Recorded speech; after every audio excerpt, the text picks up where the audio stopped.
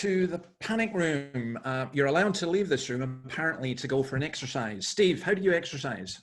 How do I exercise? I mean, I'm a runner, and you don't tell, well, people tell you not to tell you what they do. But as a runner, I tell everyone what I do, and that's run. And so runners are notorious for always saying, by the way, I run. And so they say the worst person to be is a vegan runner, because they'll always tell you that they're both. But I'm actually going out for a run after this recording if the drones in Western Australia don't get me. You know what I mean by the drones? Sorry, I mean, are you not a jogger? Yeah, are you not a jogger, no? No, there's a difference between jogging and running. Okay, what's the difference between a runner and a jogger? Okay, well, tell us the difference. Okay. Running is less dangerous because it says jogger finds body in park or jogger gets mugged. Runners never find bodies in park and runners never get mugged, not according to the papers anyway. It's joggers. That's because you're running too quickly. Now, I was intrigued by, well, speaking of the papers, let's see if I can you see that? Yeah? Yep. Oh, yes. Yeah. Police state blitz on park goers. So apparently, I think this happens. I think there's a serious point in this, and there's a kind of funny point. We went out to a park yesterday, you know, to walk around. Now the play parks are closed. That's all fair enough. But there were plenty of people walking around, keeping their distance. But apparently in some parts of New South Wales, they're going up to people who are on their own and saying, no, you're not allowed to be here. You've got to get out of here. You know, you're allowed to go to Bunnings in a big crowd, but you're not allowed to be in a park on your own, which seems slightly over the top. I mean, what's the situation like in Perth? You mentioned the drones following you. Yeah, look, I don't think they're following me in particular. That'd be good. I'd give them away. It seems a bit more relaxed, but if you live in Perth anyway, everything's much more spread out. So yeah. You can be, but where I go for a run, not a jog, there's people out in the mornings anyway, but we just give each other a wide berth. But the people I usually run with, we can't meet together to run, or we just stagger our starts and we're sort of 10 minutes away from each other. Yeah, so social distancing is what you naturally do, isn't it? Yeah, that's right. And runners, you know, the main problem is cyclists. Runners always think cyclists are the problem, and cyclists always think that runners are the problem. Yeah, I tend to think that the cyclists are right on that one. Well, I mean, we need exercise because we need to stay healthy. And a lot of these laws are being made, they're being made for our own good and our own health. And it is good to get out. I've got a Scottish solution to this. In the UK, you're only allowed out once, to which the Scottish reply is this song from the Proclaimers. Now, in case we're not allowed it, would you like me to sing it for you?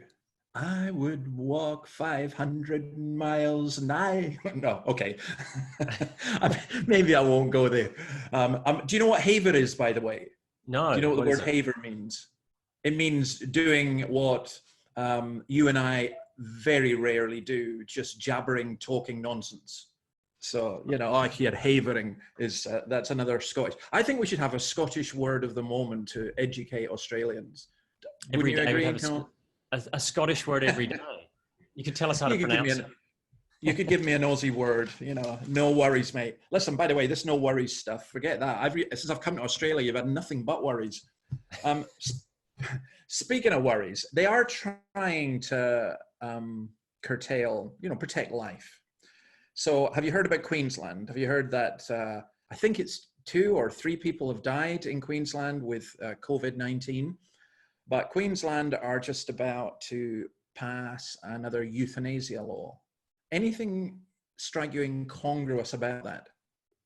Well, I think it tells us that we don't quite understand our relationship to life and death. It feels like we're a culture that is craving for life, but death is sort of sitting there all the time, but we want to be able to control it, perhaps. I'm surprised that they're putting it in place right now, or the laws, or maybe they're sneaking in these laws while we're busy looking somewhere else. I don't know.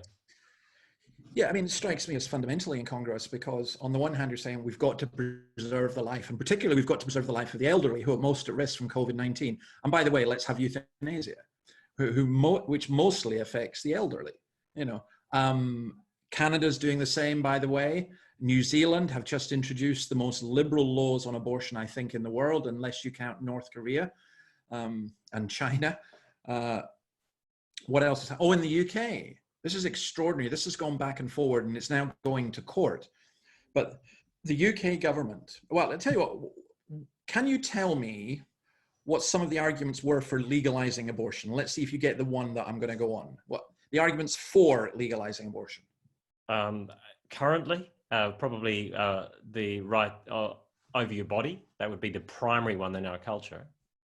The autonomy to choose, yeah. Yeah. And the other one that's always used is, do you want to go back to backstreet abortions? Yeah. To do-it-yourself abortions? Well, guess what the UK government are proposing? They are proposing that we can have do-it-yourself abortions, that you can get a medical pill and you can have abortion at home without any medical staff being present, without any supervision. It's extraordinary, isn't it? Well, that even raises the psychological damage apart from absolutely anything else. It feels like we're going to train wreck people in, as many ways as we possibly can. Mm-hmm. So someone had calculated that we were going to, in the UK, that over the time period that they think that COVID will continue, around 45,000 lives would be saved because babies would not be aborted, which is really quite extraordinary. I mean, I know this Johns Hopkins University counter about deaths of people with COVID. I wonder if we had that counter, and I'm sure some do, of the number of deaths that have occurred because of abortion, which is the number one cause of death in the world, if we'd be so horrified at that. So it seems to me that there is a fundamental contradiction. We've got the euthanasia, we've got the abortion, and then one other thing coming from, now this is a bizarre thing. Like, can you explain this one to me? I actually am genuinely puzzled by this. In some US states, including states that are supposed to be fundamentally pro-life, they are talking about if you have a severe disability, if you have severe autism, Alzheimer's, or whatever, you're last in the queue for the incubators for COVID-19. In fact, you won't get treated. There's a huge fuss about that at the moment. But how can you explain that? Can you see any rationale behind that? Well, obviously the rationale behind it is a utilitarian approach, I suppose. So you're going to have this, a user pays, and also who's the most valuable person. And that's obviously what's happening. So you would never have a women and children first aspect. If the Titanic was sinking now, you'd say who's the most valuable people to the culture, or who's the most valuable people to what we can achieve. So in one sense, that's not unexpected given how we view life now, and how a health system, perhaps like America's, which is very strongly user pays, has allowed that to happen, even in a place like, supposedly as advanced as the US. Yeah. Can I tell you a really bad joke? You've been doing that for about 9 months, so yeah. No, I mean, this is serious. It is serious. You're right, the utilitarian thing, but I heard this, this came, we mentioned Peter Fitzsimons a couple of days ago. Well, this actually came from him, so I'll give him credit for it. Greta Thunberg, Angela Merkel, Donald Trump, and Scott Morrison are all in a plane that's about to crash, and there are only 3 parachutes. So they say, well, okay, whose life is worth saving the most? And Donald Trump says, well, I'm the president of the United States. I got to save the world. So he takes one of the parachutes and jumps out. And Angela Merkel and Scott Morrison are talking amongst one another, and they say, well, to Greta Thunberg, well, you're going to save the world from climate and so on. And so you better go. And Greta Thunberg says, no, it's okay. The smartest man in the world just jumped out with my school bag. It's a terrible joke. Listen, the serious side of this is how we value life. And in all of this discussion, people are talking about the economy versus life. In reality, of course, if the economy is bad, it costs lives as well, and how we balance all of this.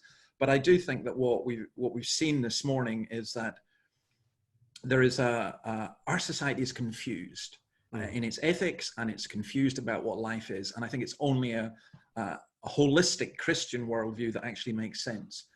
Yeah, look, Stanley Hauerwas was asked that question. He's a theologian, and he was asked the question, what will it look like in the future for Christians and Christian communities? And he said, if in 100 years' time, we're the community that doesn't kill our young people and doesn't kill our old people, will have done well. So that seems like a low bar, but he says that's the direction it's going. Well, it is, and let's leave it there. We'll hopefully see you guys again tomorrow at the same time, 11 o'clock.